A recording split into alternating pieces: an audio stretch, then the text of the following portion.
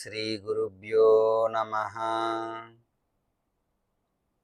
అందరికీ నమస్తే అండి.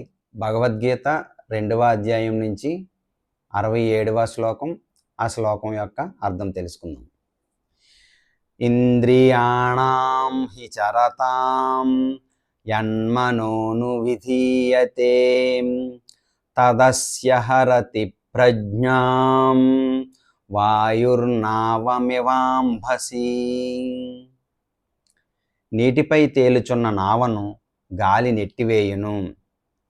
అట్లే ఇంద్రియార్థముల యందు సంచరించు ఇంద్రియములలో మనస్సు ఏ ఒక్క ఇంద్రియముతో కూడి ఉన్నను ఆ ఒక్క ఇంద్రియమే మనోనిగ్రహము లేని మనుజుని బుద్ధిని అనగా విచక్షణ శక్తిని హరించివేయును.